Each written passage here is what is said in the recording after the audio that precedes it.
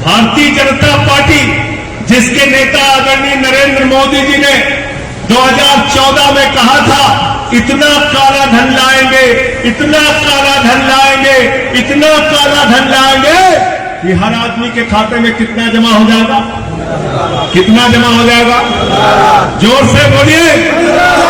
सबको याद है, कोई भूला नहीं है। 15 लाख आ गए, 15 पैसे भी नहीं आए।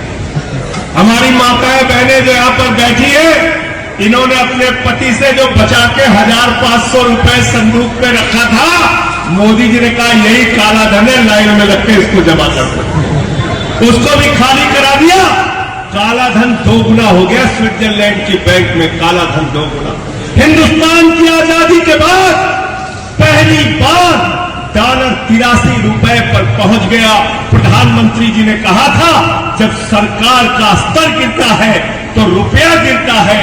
आप 83 रुपए में डॉलर पहुंच गया, डॉलर के जरिए रुपया गिर गया तो सरकार का भी मयार गिर गया, सरकार का भी स्तर गिर गया। ये मैं कहना चाहता हूं, ये मोदी जी के शब्द थे। क्या कहा था? 2 करोड़ नौकरी नौजवानों को हर साल देंगे। हमने पूछा पार्लियामेंट के अंदर कितनी नौकरी दी मोदी जी आपने? 22 करोड़ लोगों ने 8 वर्षों में नौकरी मांगी नरेंद्र मोदी जी की सरकार से, और भारतीय जनता पार्टी का संसद में जवाब है 22 करोड़ में मात्र 7 लाख लोगों को नौकरी मिल पाई। कहा था बुलेट ट्रेन चलाएंगे। आदमपुर के लोगों, भाजपा के लोगों से पूछना किस रूट पे बुलेट ट्रेन चलती है, जरा हमको बताओ। कहा था 2022 तक हर परिवार को पक्का मकान देंगे। उस वादे का क्या हुआ बताओ। कहा था किसानों की आमदनी 2 गुना करेंगे, जरा हमको बताओ। हिंदुस्तान के किस किसान की आमदनी 2 गुना हो गई? हिंदुस्तान का किसान, हरियाणा का किसान 1.5 साल तक सड़कों पर बैठा रहा। उस अन्नदाता को कभी देशद्रोही कहा गया, कभी पाकिस्तानी कहा गया, कभी खालिस्तानी कहा गया। मैं आपसे कहना चाहता हूं नरेंद्र मोदी जी, मैं कहना चाहता हूं भारतीय जनता पार्टी के लोगों को, जब आपसे वोट मांगने के लिए आए तो उनसे कहना हमारा जो खून तुमने इस सड़कों पे बहाया काला कानून लाकर, उसका हिसाब हम लेंगे और वोट में तुम्हारी जमानतें जब्त करा के हम साबित करेंगे हम अन्नदाता है, हम तुम्हारा पेट पालते हैं, हम इस देश को चलाते हैं, हम तुम्हारे गुलाम नहीं। नौजवानों, आपको कहना होगा अग्निवीर योजना लेके आए। पता नहीं आपको गुस्सा आता है कि नहीं आता है। आपका मजाक उड़ाते हैं बीजेपी के लोग। बीजेपी वालों से पूछो नौजवान 4 साल के बाद क्या करेगा? बोलते धोबी का काम कर लेगा, ड्राइवर का काम कर लेगा, बीजेपी के दफ्तर पे सिक्योरिटी गार्ड बन जाएगा। गरीब का बच्चा बीजेपी के दफ्तर का सिक्योरिटी गार्ड बनेगा और तुम्हारा बेटा बीसीसीआई में हजारों करोड़ रुपए लूटेगा। आप अभी देख रहे थे सुप्रीम कोर्ट से फैसला ले लिया कि बीसीसीआई का अध्यक्ष कौन रहेगा? अमित शाह का बेटा, अमित शाह का बेटा जैसा उसका एक बार खबर निकली थी, कह रहे धनिया बेच के हजारों करोड़ कमा लिया, धनिया बेच के हजारों करोड़ कमा लिया। ये दीनदयाल जी बैठे मंडी के अध्यक्ष, ये बेचारे यहाँ के व्यापारियों की हालत पूछ लीजिए। व्यापार चल नहीं रहा। व्यापार किसका चल रहा है? नरेंद्र मोदी जी के मित्रों का व्यापार चल रहा है। एक आदमी को 13 लाख करोड़ की संपत्ति पहुंचा दिया मोदी जी ने। अभी उसका नाम आया था अडानी, दुनिया का दूसरे नंबर का अमीर हो गया। और दूसरी खबर क्या आई थी? भारत भुखमरी के मामले में 116 देशों की सूची में 101 नंबर पर पहुंच गया।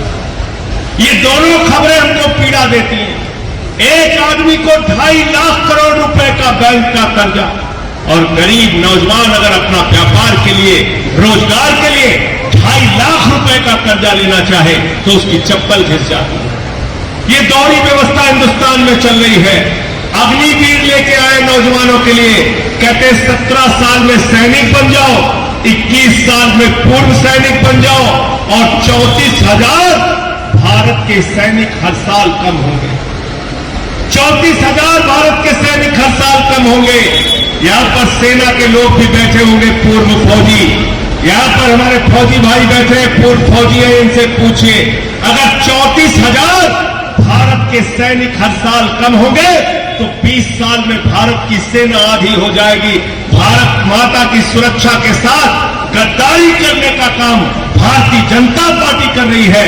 इस चुनाव में उनसे हिसाब लेना, एक एक चीज का हिसाब लेना मैं आपसे कहना चाहता हूं। और अभी हरियाणा के स्कूलों के बारे में बताया गया, हरियाणा के स्कूलों के बारे में बताया गया, कहीं टीचर नहीं, कहीं बच्चे टाट पट्टी पर बैठ के पढ़ रहे हैं।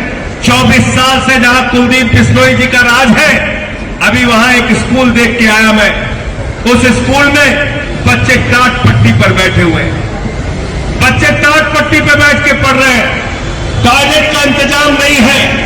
ऐसी दशाओं में स्कूल चल रहे हैं, स्कूल सरकारी बंद हो रहे हैं हरियाणा के अंदर। खट्टर साहब ने भाजपा की सरकार को खच्चर सरकार बना दिया है। इस सरकार को बदलने के लिए आप सबको संकल्प लेना होगा, आप सबको इकट्ठा होना होगा। भारतीय जनता पार्टी को सबक सिखाने का काम आदमपुर से शुरू कीजिए और 24 में इनका सफाया कीजिए। ये मैं आपसे कहने के लिए आया, ये मैं आपसे कहने के लिए आया। और दो लोगों की बात मान लेना इस बार, एक है हमारे देश के प्रधानमंत्री आदरणीय नरेंद्र मोदी जी, कहते हैं हिंदुस्तान के लिए परिवारवाद सबसे बुरी चीज। कहते हैं नहीं कहते, कहते नहीं कहते, कहते परिवारवाद हिंदुस्तान के लिए सबसे बुरी चीज है। मैंने कहा बिल्कुल सही बात कहा प्रधानमंत्री जी, परिवारवाद हिंदुस्तान के लिए सबसे बुरी चीज है। चले जाइए कश्मीर, शेख अब्दुल्ला, फारूक अब्दुल्ला, उमर अब्दुल्ला एक ही परिवार की पार्टी, मुफ्ती मोहम्मद सईद, महबूबा मुफ्ती एक ही परिवार की पार्टी। चले जाइए पंजाब, प्रकाश सिंह बादल, सुखबीर बादल, हरसिमरत कौर, विक्रम मजीठिया, आदेश प्रताप सिंह एक ही परिवार की पार्टी। चले जाइए उत्तर प्रदेश, चौधरी चरण सिंह, चौधरी अजीत सिंह, चौधरी जयंत सिंह एक ही परिवार की पार्टी। मुलायम सिंह यादव, अखिलेश यादव, रामगोपाल यादव, शिवपाल यादव, धर्मेंद्र यादव, डिम्पल यादव, प्रतीक यादव, आदित्य यादव एक ही परिवार की पार्टी। चले जाइए बिहार, लालू यादव, राबड़ी यादव, तेजस यादव, मीसा यादव एक ही परिवार की पार्टी। रामविलास पासवान, पारस पासवान, चिराग पासवान एक ही परिवार की पार्टी। चले जाइए झारखंड, हेमंत सोरेन, शिबू सोरेन, दुर्गा सोरेन एक ही परिवार की पार्टी। चले जाइए उड़ीसा, बीजू पटनायक, नवीन पटनायक एक ही परिवार की पार्टी। चले जाइए तमिलनाडु, करुणानिधि, कानीमोई, स्टालिन, अनागिरी एक ही परिवार की पार्टी। भारतीय जनता पार्टी, राजनाथ सिंह, पंकज सिंह, नीरज सिंह, कल्याण सिंह, राजवीर सिंह, रमन सिंह, अभिषेक सिंह, प्रेम कुमार धूमिल, अनुराग ठाकुर, वसुंधरा राजे, दुष्यंत सिंह एक ही परिवार की पार्टी। और हिंदुस्तान की अब तक की सबसे बड़ी पार्टी कांग्रेस पार्टी, चाचा नेहरू, बिटिया इंदिरा, बेटवा राजू, बेटवा सोनिया, बहन बहू सोनिया, बेटवा राहुल, बिटिया प्रियंका, दामाद वाड्रा एक ही परिवार की पार्टी। कांग्रेसियों का सटर डाउन हो चुका है। कांग्रेसी इस समय आपस में लड़ के खत्म हो रहे हैं। कांग्रेस में लड़ने के लिए G23 बना दिया, G23 बना दिया। कांग्रेस के अंदर आजकल एक मुहावरा चल रहा है, बर्बाद कांग्रेस को करने को बस एक ही सिद्धू काफी था। हर साथ पे सिद्धू बैठे हैं, अंजाम कांग्रेस क्या हो, हर जगह लड़। तो कांग्रेसियों के चक्कर में मत पड़ना। हिंदुस्तान में लड़ाई सिर्फ सीधे भारतीय जनता पार्टी और आम आदमी पार्टी के बीच में है। साथियों और दोस्तों, इस देश में सरकार की जो नीतियां चल रही हैं, 6.5 लाख करोड़ की संपत्ति भारत की सरकार बेच रही है। 6.5 लाख करोड़ की संपत्ति। छोटे व्यापारियों को खत्म किया जा रहा है, उनका व्यापार तबाह किया जा रहा है।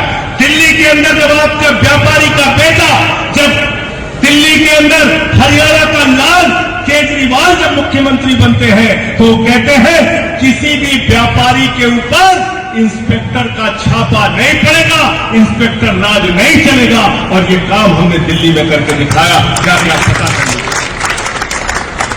लोग ईमानदारी से टैक्स भरते हैं, जनता टैक्स पर करती है और उसी पैसे से हम दिल्ली के लोगों का काम करते हैं, दिल्ली के लोगों की सेवा करते हैं। इसलिए व्यापारियों पर जो आए दिन अत्याचार किया जाता है उसको रोकने की आवश्यकता है, और वो काम अगर कोई कर सकता है तो आम आदमी पार्टी कर सकती है।